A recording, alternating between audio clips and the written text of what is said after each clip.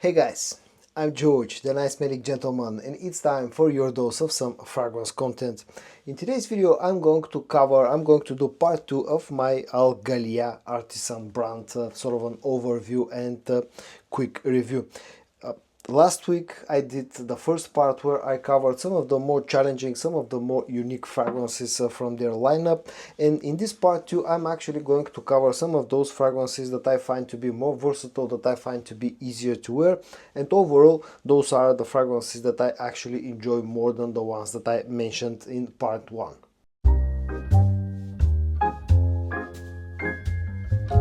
Now, when I did the part 1 of my Ghaliyah sort of an brand overview, I mentioned some things about the brand, but also forgot to mention a few important things.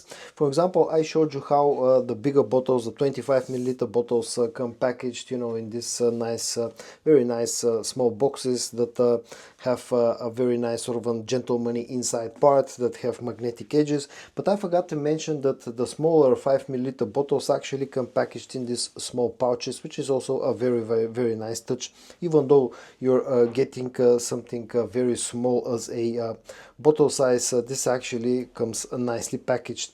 This is the way that the 5 milliliter bottles look. They're nice, sort of small and cute looking bottles. Another thing I forgot to mention is that the whole line that I'm covering in these two videos is an extrait de parfum version of their scents, but also the owner told me that in the near future they are planning to launch a EDP version of pretty much all of their scents. Now I'm doing a bit of a guessing here, but probably that will mean that those EDP versions will actually have a lower price tag and be more accessible for more people out there. Now, with that out of the way, let's talk about the rest of the fragrances that I received and the ones that I can talk about. And as I said, those are fragrances that actually feel a little bit more versatile and I enjoy a little bit more. Also, in the beginning of the video, I told you that in part 1 I covered more of the unique scents, but the reality is that pretty much everything that I've tried from them is quite unique. But the ones that I'm going to talk about in today's video are simply a little bit easier to wear. And I'm going to start with one that's called Crystal Ouds. And this is an interesting scent that was actually a pretty sort of a pleasant surprise for me personally. Now this opens up with a hint of sweetness, quite a bit of greenness and a floral touch, but also has a bit of earthiness, and that's in the first like a couple of minutes when you spray this one. But after some time passes, you start to get a bit of the woodiness of this fragrance, and it also becomes a little bit sweeter. In fact, the more time passes, it becomes sweeter and sweeter. And overall, this is one of the more versatile fragrances in the whole range, and one of those scents, as I said, that I enjoy quite a lot. It's still quite complex, it's still quite gentlemanly and refined, but at the same time feels quite versatile and one of the easiest fragrances to wear out of the whole line. And although this is an artisan fragrance, although it's a unique creation, it has a lot of versatility, and this can actually, as long as you can afford it and like this type of scents, this can be a daily driver without a problem. The next one that I'm going to briefly talk about is called Aria di Patchouli, and as you can probably guess by the name, this has a patchouli note, a strong patchouli note, but that's not the only thing that you're going to get with this fragrance. It's actually quite on the sweet side. The patchouli here feels a little bit earthy and quite sweet. The opening is a little bit sharp. It has a bit of greenness, it has quite a bit of spiciness as well.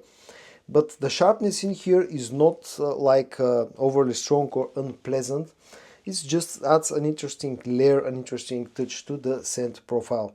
The more this dries down, the sweeter it becomes. I almost pick up a hint of sort of a boozy vibe out of this one as well. And on the later dry down, this becomes so sweet that it almost gives me sort of a candy-like, vibes. And it's a very interesting fragrance that's again very sophisticated and quite complex, but at the same time it's easy to wear, it's quite versatile, and can pass as a a very unisex scent in my opinion. And it's quite a nice fragrance that I also enjoy quite a bit. Aria di Patchouli. The next one that I'm going to briefly talk about is called Midnight Santal, and this again was quite a surprising scent for me personally, because there's a note in here that I didn't expect, just you know, going off by the name of the fragrance itself. And that note is the note of coconut, which was a surprising note for me to find out in this fragrance. And in fact, the first time I wore this one, it took me a few minutes to actually realize that this has a coconut note. Now the opening in the first few seconds feels sweet and very powdery, but then as a bit of time passes, the coconut note starts to appear and become stronger and stronger. There's also quite a bit of florals in this one, and for example, this doesn't smell anything like, let's say, the Le Beau fragrances from Jean Paul Gaultier, even though this has a pretty strong coconut note. Again, it has a bit of earthiness. There's this sort of a slight booziness in this one that I pick up personally. It still feels quite sweet, and on the later dry down, the coconut note is actually starts to settle a little bit. And that's where I find this fragrance to be a pleasant wear for me personally. The opening, I'm not a huge fan, but I've said this in a lot of my videos, but the note of coconut has never been one of my favorites when it comes to perfumery. And that's why the opening of this one I don't find very pleasant. But when some time passes and the whole scent settles a little bit, the coconut starts to lose a bit of its strength, then is where this actually becomes, you know, a more pleasant wear for me personally. But if you like the note of coconut, and if you want something with an unique composition that is centered around the note of coconut, then you know, Midnight Santal is actually a very interesting fragrance. The next one in the line in today's video is called Santal Oriental, and this is probably my least favorite of the 6 fragrances that I'm covering in this part 2 video of the Ghaliyah, you know, Artisan brand. This one smells a lot like, it has a very strong rose note, and it has a hint of sweetness, maybe a hint of smokiness, but it's mainly about the rose note, which feels very floral. As I said, there's just a hint of sweetness. There isn't much sweetness in this one. It feels very aromatic in a way, very diffusive in the air. Quite sharp. The rose note is quite sharp, and as I said, I find this one to be probably my least favorite out of the 6 that I'm covering in this part 2.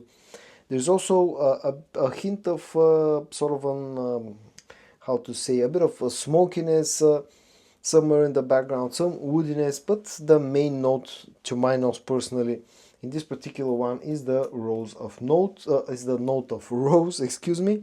And again, I find this one to be a little bit leaning to the feminine side because of that strong rose note. And as I said, this is probably the least favorite of the 6 that I'm covering in this video. The next one is called Lush, and this also has a very strong rose note, but this feels very green, to be honest. And probably this is the most feminine fragrance in the whole lineup. Everything that I've tried, I think there were like 13 or 14 fragrances from the brand that I tried in total. And I find this one to be the most feminine smelling. This also is one of the best projecting fragrance because the rose note feels so green, so floral, that it's very sharp. Not in a bad way, just like, you know, it pierces the air, and it's very strong when it comes to projection. And as I said, I find this one to be the most feminine smelling. It's a very elegant fragrance. For example, I imagine a well dressed up lady on a business meeting or something like that wearing a fragrance like this. And that's why, again, it's not one of my most favorite ones, but that's because of the strong rose note and because I find this one to be a very feminine leaning scent. And the last one that I'm going to cover in today's video is called Flip Dimensions, and I'm going to tell you that this is my most favorite fragrance out of all that I tried from this brand. Again, just a very quick spray. And this is a very interesting composition. It's a very sweet fragrance, first of all. It opens up with a bit of freshness and quite a bit of sweetness, vanillic sweetness. There's maybe a hint of agar oud somewhere in the background, some florals, some spices, but the main thing here is the sweetness. And it's a very pleasant sweetness. Again, it's a a scent. The overall aroma is something that I've never tried before. The whole composition is very artistic. It's very elegant. I find this one to be perfectly unisex and one of those most versatile fragrances in the whole lineup. The easiest to wear and smells sweet, but at the same time very clean and has almost a hint of a soapy sort of a vibe in it. Very, very nice fragrance. I find it to be very versatile. It's sweet but not overly sweet, and you can definitely wear a scent like this throughout the year without any problem. And this is, in my personal opinion, is a signature scent worthy type of a fragrance. Very, very nice scent. Again, this is my most favorite out of the whole lineup, out of everything that I've tried, and it's called Flip Dimensions. So guys, in today's video, which is part 2 of my Ghaliyah Artisan brand overview, or like a brand review, I covered 6 additional fragrances that I find to be more versatile and easier to wear compared to the ones that I covered in in the first part of the brand overview. And in general, I was very, very very pleasantly surprised by the fragrances. It was my first experience with artisan perfumery, and it was an absolute blast. And again, I want to thank Mohammed, who is the owner and the creator of the brand, for giving me the chance to actually experience such unique creations like his fragrances. So as usual, if today's video was an interesting watch, give it a like, and I also hope that you're going to join me in my next video for your dose of some fragrance content. And until then, stay safe and bye bye.